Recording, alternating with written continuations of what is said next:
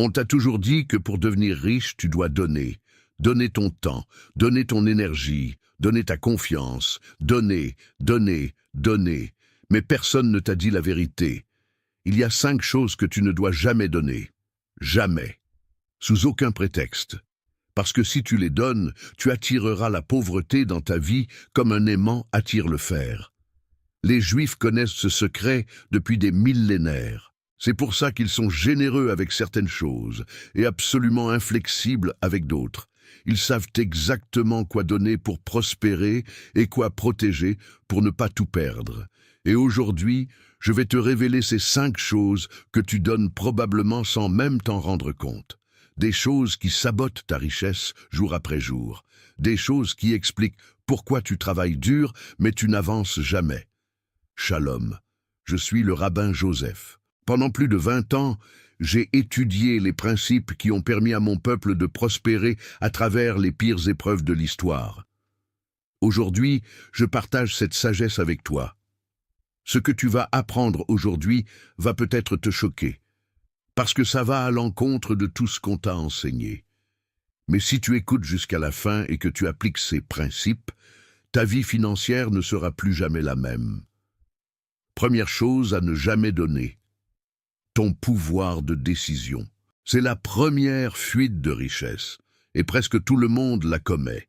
Chaque fois que tu laisses quelqu'un d'autre décider pour toi, tu donnes ton pouvoir. Chaque fois que tu demandes la permission pour poursuivre tes rêves, tu donnes ton pouvoir. Chaque fois que tu attends l'approbation des autres avant d'agir, tu donnes ton pouvoir.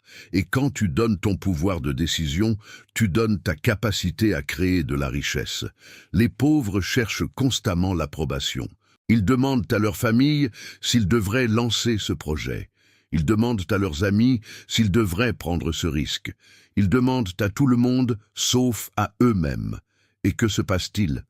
Leurs proches, qui n'ont jamais pris de risque, qui n'ont jamais construit de richesse, leur disent de ne pas le faire. C'est trop risqué. Tu vas tout perdre. Reste dans ta zone de confort. Et le pauvre obéit. Il donne son pouvoir de décision à des gens qui n'ont jamais fait ce qu'il veut faire. Et il reste pauvre. Les Juifs font exactement le contraire. Dans la tradition juive, il y a un concept appelé hishtadlut, l'effort personnel. C'est l'idée que tu dois prendre tes propres décisions et agir avec détermination. Tu peux écouter les conseils, tu peux chercher la sagesse, mais la décision finale t'appartient et à personne d'autre. Le Talmud enseigne, celui qui dépend du jugement des autres pour avancer ne dépassera jamais le jugement des autres. Regarde l'histoire d'Abraham. Quand Dieu lui a dit de quitter son pays, sa famille et la maison de son père, Abraham n'a pas demandé l'avis de ses voisins. Il n'a pas fait un sondage pour savoir si c'était une bonne idée. Il a pris sa décision et il a agi. Et c'est pour ça qu'il est devenu le père des nations. Les plus grands entrepreneurs juifs de l'histoire ont tous eu cette qualité. Ils écoutèrent les conseils, oui, mais ils prenaient leurs propres décisions. Ils ne donnaient jamais leur pouvoir de décision à quelqu'un d'autre. Voici la règle, écoute les conseils de ceux qui ont réussi dans ce que tu veux faire. Ignore les conseils de ceux qui n'ont jamais essayé. Et surtout, prends toujours la décision finale toi-même. Si tu donnes ton pouvoir de décision, tu attires la pauvreté. Si tu le gardes, tu ouvres la porte à la richesse. Deuxième chose à ne jamais donner, ton temps sans valeur en retour. Le temps est ta ressource la plus précieuse que l'argent, parce que l'argent perdu peut se regagner. Le temps perdu est perdu pour toujours, et pourtant, la plupart des gens donnent leur temps comme s'ils n'avaient aucune valeur. Ils passent des heures sur les réseaux sociaux à regarder la vie des autres. Ils passent des soirées devant la télévision à regarder des émissions qui ne leur apportent rien. Ils passent des années dans des emplois qui ne les mènent nulle part, juste pour un salaire qui couvre à peine leurs factures. Ils donnent leur temps, et en échange, ils ne reçoivent rien. Les Juifs ont une relation complètement différente avec le temps. Dans la tradition juive, le temps est sacré. Chaque minute est un don de l'Éternel. Gaspiller son temps est considéré comme un péché, parce que tu gaspilles quelque chose que tu ne pourras jamais récupérer. Il y a un concept hébreu appelé Bittulzman, le gaspillage du temps. Les sages enseignent que celui qui gaspille son temps gaspille sa vie. Et celui qui gaspille sa vie ne peut pas construire de richesse. Le Talmud dit quelque chose de puissant. Le temps est comme une épée. Si tu ne l'utilises pas, il te coupe. Les millionnaires juifs sont obsédés par la valeur de leur temps. Avant de donner 1 heure de leur journée, ils se demandent « Qu'est-ce que je reçois en échange ? Est-ce que ça me rapproche de mes objectifs ? Est-ce que ça crée de la valeur ?» Si la réponse est non, ils ne donnent pas cette heure. Peu importe qui demande, peu importe la pression sociale. J'ai connu un homme d'affaires juif à Paris qui avait une règle stricte. Chaque activité dans sa journée devait passer un test simple. Est-ce que ça m'éduque? Est-ce que ça me connecte avec des personnes utiles? Ou est-ce que ça me rapporte de l'argent? Si l'activité ne faisait aucune de ces 3 choses, il refusait. Sans culpabilité, sans excuse. Et quand je l'ai rencontré, il avait bâti 3 entreprises et une fortune considérable. Pas parce qu'il travaillait plus que les autres, mais parce qu'il ne gaspillait jamais son temps. Le pauvre donne son temps à tout le monde, à la télévision, aux réseaux sociaux, aux personnes qui ne lui apportent rien. Et à la fin de sa vie, il se demande où sont passées toutes ces années. Le juif protège son temps comme un trésor.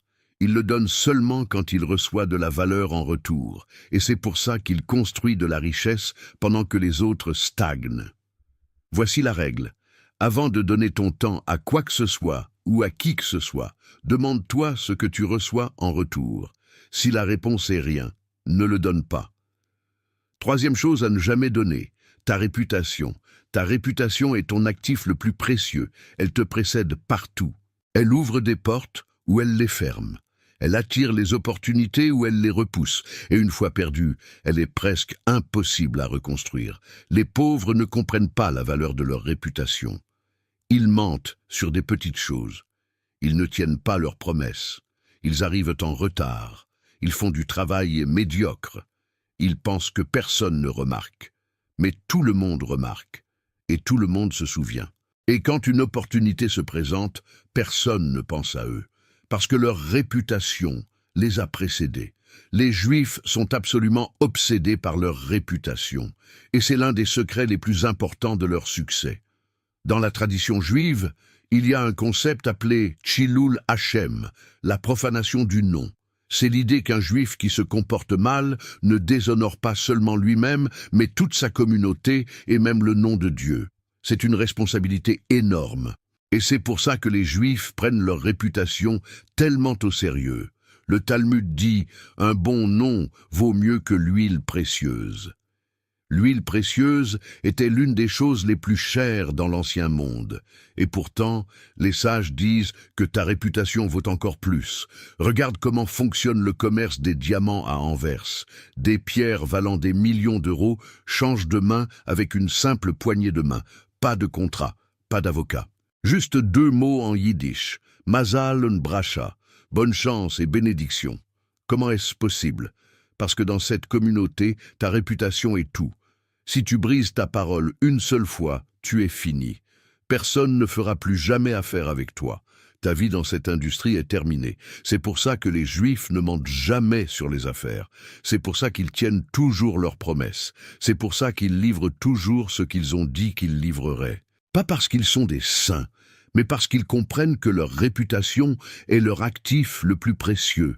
Un Juif peut perdre tout son argent et tout reconstruire en quelques années, parce que sa réputation lui ouvrira des portes. Les gens lui prêteront de l'argent. Les gens lui feront confiance pour des partenariats. Mais un Juif qui perd sa réputation a tout perdu. Même avec de l'argent, personne ne voudra travailler avec lui. Voici la règle. Protège ta réputation comme tu protégerais ta vie. Ne mens jamais. Tiens toujours tes promesses. Fais toujours ce que tu as dit que tu ferais. Et si tu ne peux pas tenir un engagement, préviens immédiatement et honnêtement. Ta réputation se construit lentement, décision après décision, année après année. Mais elle peut se détruire en un instant. Ne donne jamais ta réputation. C'est le prix de la pauvreté permanente. 4e chose, à ne jamais donner ton énergie aux mauvaises personnes. ton énergie est limitée. Chaque jour, tu te réveilles avec une certaine quantité d'énergie mentale, émotionnelle et physique. Et comment tu utilises cette énergie détermine les résultats que tu obtiens. Les pauvres gaspillent leur énergie avec les mauvaises personnes. Ils passent des heures avec des amis qui se plaignent constamment. Ils écoutent les problèmes de personnes qui ne veulent pas vraiment de solution. Ils essaient de convaincre des gens qui ne veulent pas être convaincus. Ils se battent avec des personnes négatives qui drainent leur force. Et à la fin de la journée, ils n'ont plus d'énergie pour construire leur propre vie. Les Juifs ont une sagesse ancienne à ce sujet. Le Talmud enseigne « Éloigne-toi d'un mauvais voisin et ne t'associe pas avec le méchant ». Ce n'est pas cruel, c'est stratégique, parce que les sages comprenaient que l'énergie est contagieuse. Si tu passes du temps avec des personnes négatives, tu deviendras négatif. Si tu passes du temps avec des personnes qui échouent, tu adopteras leurs habitudes d'échec. Mais si tu passes du temps avec des personnes qui réussissent, qui construisent, qui avancent, tu absorberas leur énergie. Tu adopteras leurs habitudes. Tu élèveras ton niveau. Il y a un proverbe juif qui dit « Si tu marches avec les sages, tu deviendras sage. Si tu marches avec les fous, tu souffriras. » Les millionnaires juifs sont extrêmement sélectifs avec leur entourage. Ils ne donnent pas leur énergie à n'importe qui. Ils choisissent délibérément de s'entourer de personnes qui les élèvent, qui les challengent, qui les inspirent, et ils n'ont aucune culpabilité à s'éloigner des personnes toxiques, même si ce sont des membres de leur famille, même si ce sont des amis d'enfance, parce qu'ils savent que leur énergie est trop précieuse pour être gaspillée. Laisse-moi te poser une question directe. Regarde les 5 personnes avec qui tu passes le plus de temps. Maintenant, calcule leur revenu moyen. Il y a de fortes chances que ton revenu soit très proche de cette moyenne. Ce n'est pas une coïncidence, c'est une loi. Tu deviens comme les personnes qui t'entourent. Voici la règle, fais un audit de ton entourage.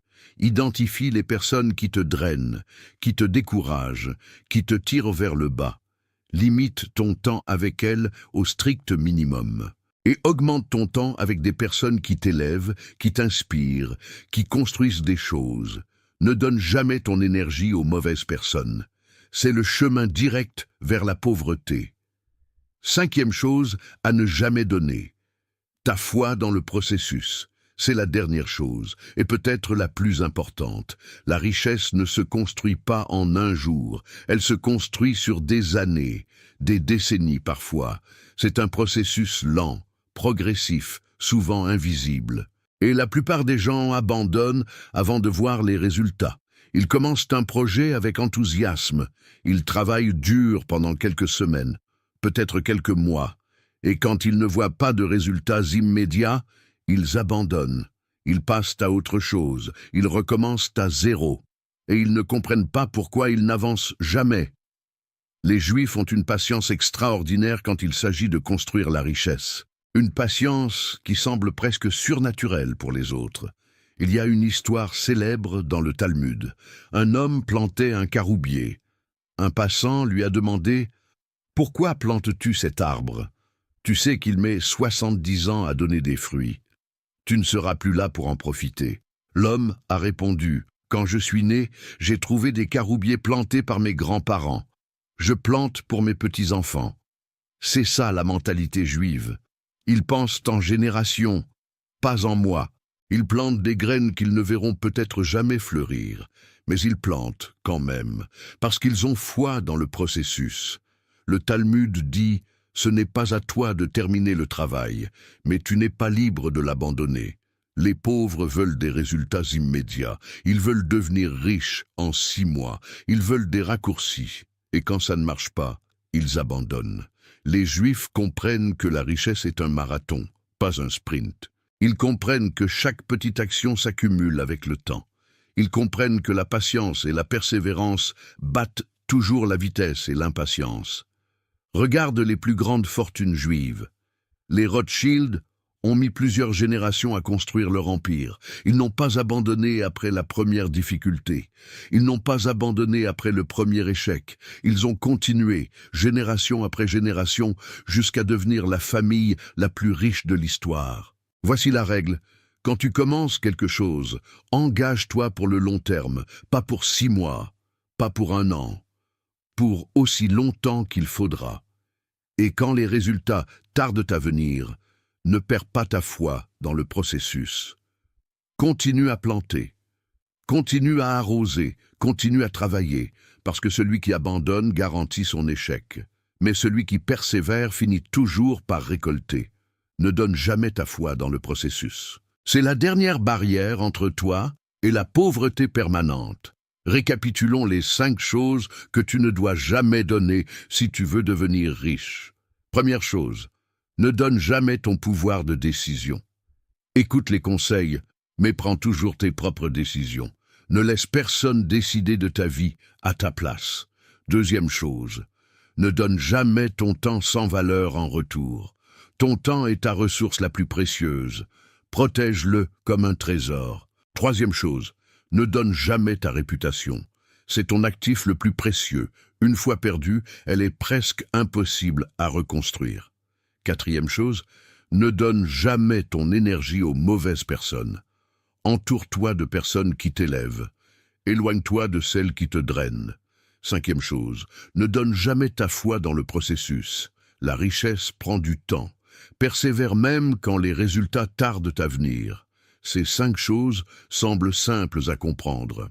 Mais elles sont difficiles à appliquer, parce qu'elles demandent de la discipline, du courage, de la patience.